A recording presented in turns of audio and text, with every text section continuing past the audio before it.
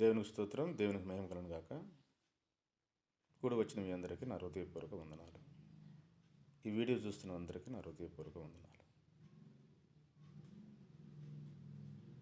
ఈరోజు పరిశుద్ధ గ్రంథంలో కొన్ని మాటలు మనం విందాం. మొదటి దినవృత్తాంతములు 17వ అధ్యాయము 1వ వచనం నుంచి రాయబడిన మాటలు.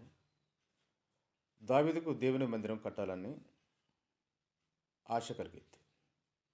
ఆ మాటని నాతాను దగ్గరికి వెళ్ళి, నాతానా, నేను దేవుని మందిరం కట్టాలని ఆశపడుతున్నాను అన్నప్పుడు, దేవుడు నీకు ఏదైతే మాట్లాడతాడో, ఏదైతే జరిగించమన్నాడో అది నువ్వు జరిగించు అంటాడు.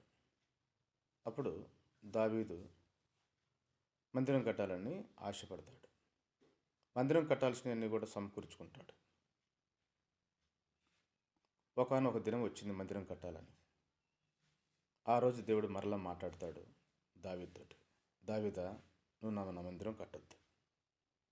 నీ చేతులు రక్తంతో తడిసి ఉన్నాయి కనుక నా మందిరం నువ్వు కట్టొద్దు. నీ కుమారుడు ద్వారా ఆ మందిరాన్ని నేను నిర్మించుకుంటాను, కట్టించుకుంటాను అంటాడు.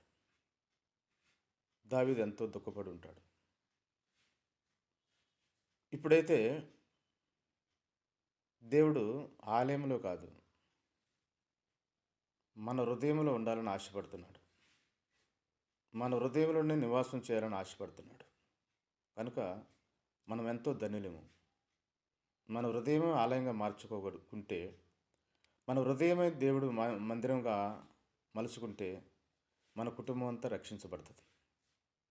ఈ మాటలు విన్న మనము, ఈ వాక్యం విన్న మనము దేవుని సన్నిధికి వచ్చి, దేవుని మందిరంకి వచ్చి, దైవజనుడు చెబుతున్న మాటలు శ్రద్ధగా మనం విని అది అవలంబించుకొని ఓపిక కలిగి మన దేహాలని, మన హృదయాన్ని దేవునికి అప్పచెబితే దేవుడు మన హృదయంలో నివాసం చేస్తాడు. అది మన కుటుంబానికి ఆశీర్వదకరం. ఎప్పుడైతే నీతో పాటు భోజనం ఆయన చేస్తాడో, నీ గృహంలో ఉండి, నీ నివాసంలో ఉండి, నీ కుటుంబం అంతా కూడా ఆశీర్వదించబడుతుంది.